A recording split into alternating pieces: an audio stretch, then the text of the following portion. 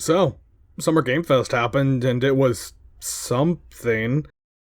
Back in high school, my friends and I always got excited for things like E3. We'd usually go buy a bunch of food, pile into one of our houses, and watch the showcases live. Those are some of my favorite memories from back in high school, so I'm always still excited for these. E3 getting cancelled this year bummed me out a bit, but I knew that Summer Game Fest would be picking up the slack, and they sure did announce video games. I'll be honest, this is the third version of the script that I'm writing. With the previous versions, I would nearly get done with it, reread it, and think, wow, this feels really forced. And that's because it kinda was. With the first two renditions, I thought that if I wanted to discuss Summer Game Fest, I should talk about all the announcements from the different showcases. After writing those two, I realized that I just did not care about a majority of the announcements, and I shouldn't force myself to try to talk about something I'm so painfully uninterested in. Trying to find something in a game like Eternights I could talk about just isn't gonna happen, because I just don't give a shit about it. So, instead of doing a full breakdown of the entire show, I'm just gonna talk about what games caught my attention. I'll talk about the games I'm really into or really mad about in a minute, but I'm first gonna do a quick fire of honorable mentions, games that piqued my interest but I don't have much to say about them. Let's get into those.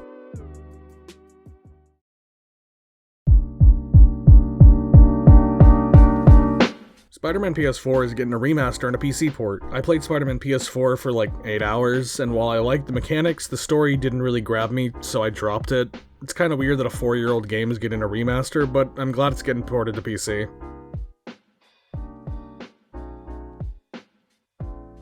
Street Fighter 6 got announced. I'm not a huge fighting game person, and I never really played a Street Fighter game, but I kinda like the urban aesthetic that they went for.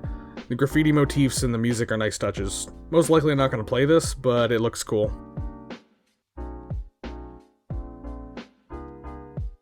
Some of the Cuphead DLC got shown off. I'm really fucking bad at Cuphead, but I like the art style and the characters, so I'm happy that there's more of that. Since I wrote this part, the DLC has been released. While there's less content that I would enjoy, the characters and the levels that are there are all really good. TMNT Shredder's Revenge looks fun. Looks like a beat 'em up similar to Turtles in Time and the Scott Pilgrim game, which are solid, so I imagine I'll like this one. I could see my friends getting together and playing this. Flashback 2 is apparently a sequel to an old SNES game, which looks really cool. Taking old and forgotten retro series and bringing them back with sequels or reboots is cool to see sometimes. I hope it turns out to be fun and fans of the original like it.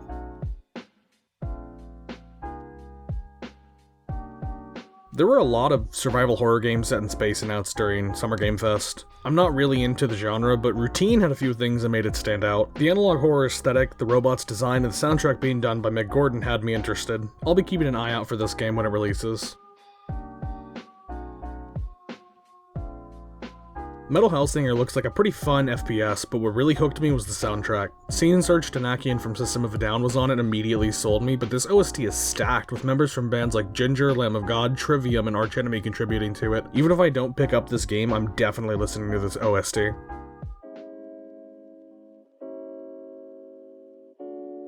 Card Shark has a really clean art style I like, and a potentially interesting story, but the gameplay doesn't look like something I'd personally enjoy. I'll probably end up watching someone else play it, but it does look interesting. I have no clue what Minecraft Legends is supposed to be. The trailer says it's going to be an action strategy game, but from what we saw in the trailer, it didn't really give an idea of the full scope of the game. I'm curious, but I guess we'll just have to wait and see, and for them to release another trailer. These last 4 mentions are going to be really quick. During the Xbox showcase, Kojima announced that he'd be working with Xbox on a brand new game. That's it. That's all he said. I guess we'll have to wait, but the announcement gave us close to nothing. Witchfire looks like a fun and smooth FPS with a cool atmosphere. Not really sure if I'm going to play it, but it did look pretty cool. Warlock 2 is another classic Doom Wolfenstein style FPS game. These types of games are always fun, so I'm fairly sure I'd enjoy this game if I did pick it up. One Piece Odyssey got announced. I like One Piece, but I'm still pretty early in the anime, so I'm gonna wait and watch further ahead before I play this as to not spoil anything for myself.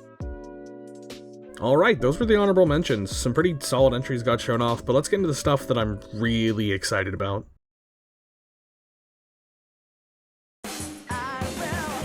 Persona 3, 4, and 5 are all getting ported to Xbox, PC, and Game Pass. A friend of mine and I were really hyped when we saw this got announced. I've played through most of Persona 5 and I absolutely loved it, and I bought Persona 4 for my PS2 with the intention of playing it but never got around to it. I'm glad to see these games are coming to Game Pass. I was on the fence about Game Pass since most of the games on there didn't really interest me, so this definitely weighs Game Pass with some worth. I've been seeing people complaining about Persona 3 Portable getting ported instead of FES. From the bit of research I did, it seems like FES is a better version of Persona 3, but I'm glad we're getting it at all. Now only if Atlus would acknowledge Persona 1 and 2 and 2 again. There Is No Light is a Souls-inspired action RPG that I thought looked really cool. I found out there was a demo as I was writing the script, and after playing 30 minutes of it, I can see myself coming back to it. The art style, especially in the cutscenes, looks amazing. The atmosphere in the world is really dark and intriguing, and the combat feels really good to execute. The only thing that didn't really hook me was the story, but I'm not going to base my opinion of the story on the short 30 minutes that I played. I'm definitely giving this game another chance when it comes out. Resident Evil 4 Remake was the first announcement I saw, and I was really interested. I've barely played any of the Resident Evil series. The only thing I have played was the demo for the RE2 remake, because I saw a trailer that made the game look cool. I played through that, and I enjoyed my time with it. Pairing the fact that I enjoyed the mechanics of RE2 Remake, and the fact that Resident Evil 4 is considered to be a fantastic game got me really excited. It seems like fans think the remakes are pretty solid experiences that mostly follow the originals, so being able to experience Resident Evil 4's story with updated controls that feel good to use is something I can definitely get excited about. Stray was a game I remember watching the teaser for a few years ago, so getting a gameplay trailer was pretty nice. From what was shown in the trailer and the descriptions of the game, it looks like it's going to be some sort of puzzled mystery game. The trailer itself didn't convey that too well, but it seems cool. Plus it comes out on my partner's birthday and they want to play it anyways, so I'll end up playing this either way. I'm hoping that we get another trailer before release though. Warhammer 40k is something I've wanted to get into for a while now. The world and atmosphere are very compelling, but it seems like such a daunting task that I've put it off for a bit. That might change, however, with Space Marine 2 and Darktide. Space Marine 2 looks good, but the one shown off at Summer Game Fest was Darktide. While I'm not exactly jumping out of my seat for a PvE FPS, the gameplay does look pretty fun, especially if playing co-op. Might not be the optimal way to get into 40k, but it definitely looks like a pretty fun starting point. Alright, let's get one of my negatives out of the way. For context, I was a huge Dead Island fan growing up, and I still think the series was alright. The original still holds up in my opinion. Riptide was enjoyable, but pretty average, and I didn't play Escape. So I was pretty hyped when the Dead Island 2 trailer dropped back in 2014. The trailer released, and we waited as the game jumped from developer to developer. The Dead Island fans, myself included, slowly lost hope for its release. With all that in mind, you could imagine the adolescent joy that was sparked in me once again when I saw what I thought was the Dead Island 2 trailer. My first thought was, wow, they really scaled down the graphics. That makes sense since they jumped from studio to studio, but maybe it's a stylistic thing? And I watched on with naive optimism.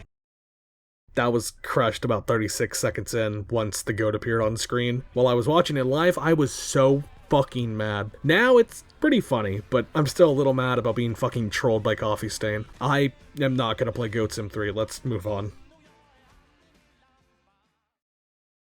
I stumbled across Cult of the Lamb on Steam a few weeks back and I was interested, so getting a release date and a playable demo during Summer Game Fest was a nice surprise. The demo is super short, but it gives us a general idea of what the game is. Half of the game is your typical roguelike dungeon crawler, while the other half of the game is a colony sim that I wasn't sure on based on the trailer, but after playing the demo, it seems like something I could get behind. I've been a sucker for roguelikes recently, so I'll be playing this one when it drops.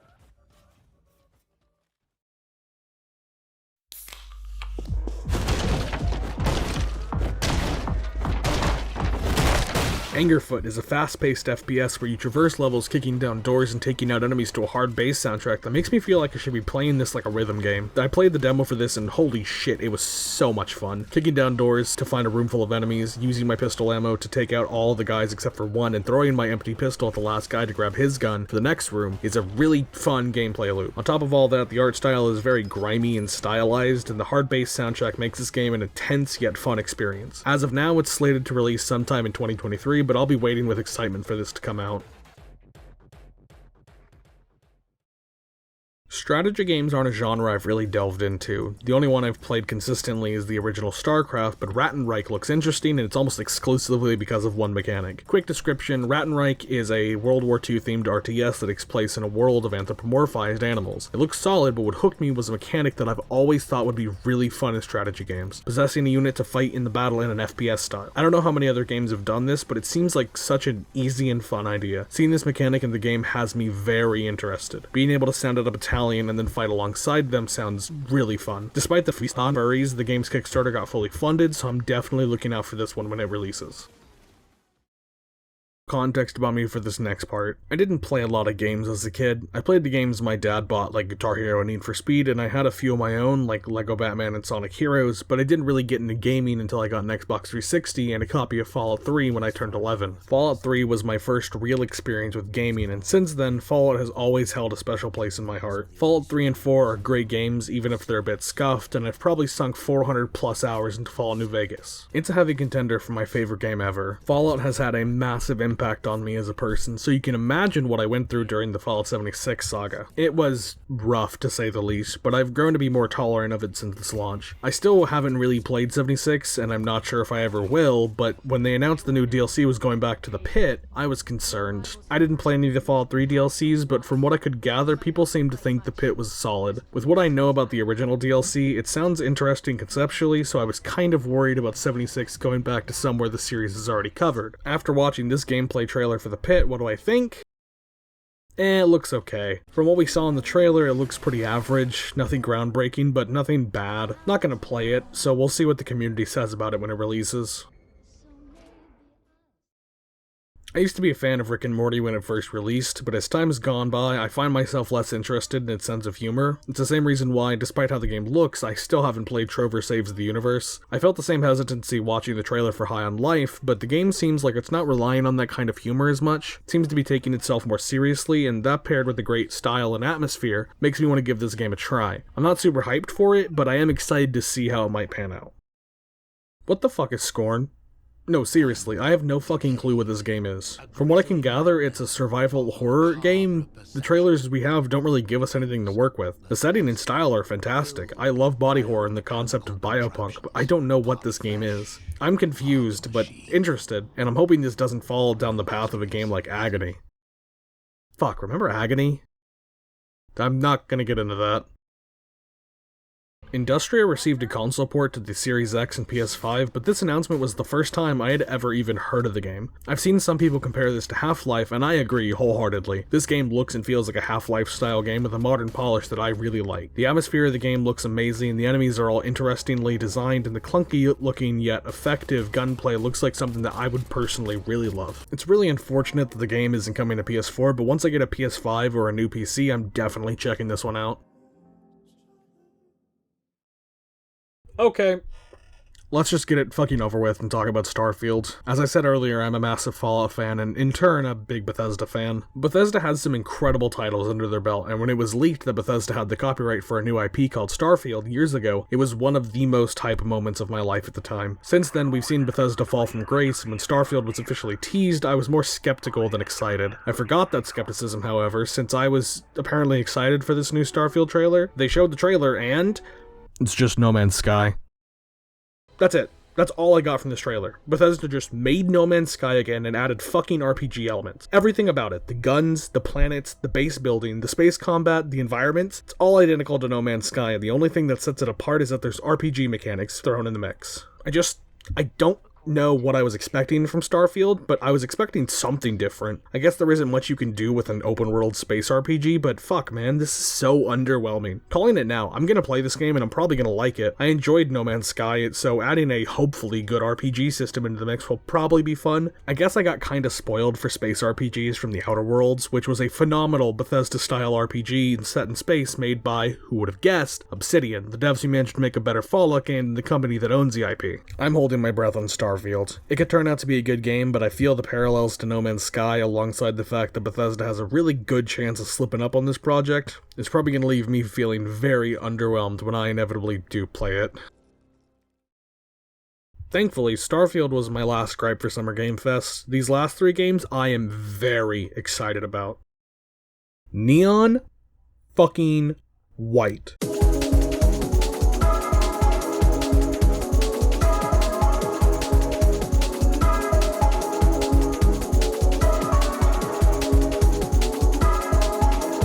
Holy shit, this game looks fantastic. I started writing this script right after Summer Game Fest ended, but because of some personal issues and time restraints, the script took some time to write and Neon White's already out. When I watched the trailers for this, I was really fucking hyped about it. A movement shooter based on a card system that doubles as your weapons and movement sounds super fucking fun. The other half of the game being a visual novel helmed by a quirky cast of anime cliche demons trying to get their way into heaven strikes home in my Danganronpa brain, and the entire soundtrack is being done by Machine Girl? Sign me the fuck up. This game sounds like it was engineered in a lab specifically for me. I'm playing this game and I'm probably going to make a whole separate video on it, so I'm going to move on before I say anything else.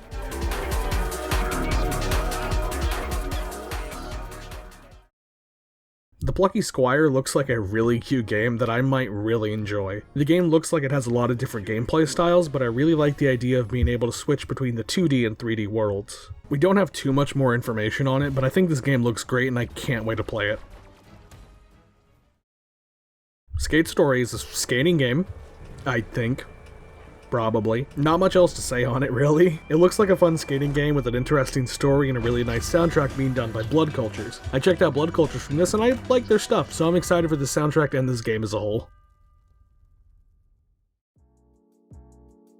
So, that was all the announcements from Summer Game Fest that caught my attention. Most of the other announcements were pretty uninteresting, and some were aggravating, like Starfield and Goat Sim, but games like Neon White, Angerfoot, Ratten Reich, and Skate Story make these big game announcement shows worth watching since you never know what gems you might discover. My most anticipated games from all of these would rather be Neon White or Angerfoot, and my least anticipated would be, I don't know, the Callisto Protocol, I guess? I didn't talk about it, but it was just some boring space survival horror game. Okay, that's it. That was Summer Games Fest. Hope you enjoyed me talking about cool video games. I'm gonna head out if that's... yeah. Hey, I enjoyed talking about the video games. A lot of these were really cool and I'm really excited about it. And if you enjoyed this video, leave a like and subscribe to the channel for more videos in the future and hit the bell for notifications when those come out. All the shill YouTube shit. And comment what games you were excited for, if there was any that I left off this list. Or if you agreed with any of the games that are coming out that you're also excited for. I'd love to hear what you guys were looking forward to in the comments. If you want more content from me on a regular basis, you can go check out my Twitter at Eithan Tweets. I talk about whatever's going on in my life pretty much. If you want even more content from me, you can go check out my Patreon at patreon.com/Eithan. I post behind the scenes content like the scripts for these videos and any notes that I took. There's a Discord server where you can talk to me and other people in the community. With enough money, your name will appear at the end of the videos and I might even shout your name out. So that's pretty cool. Again, that's at Eithan Tweets on Twitter and patreon.com/Eithan if you want to go donate. Any donation is greatly appreciated. Anyways, that's all I really have to say for this, so I'm gonna head out, and I hope you enjoyed the video, and I got more in the future coming. So I guess for now, this is goodbye.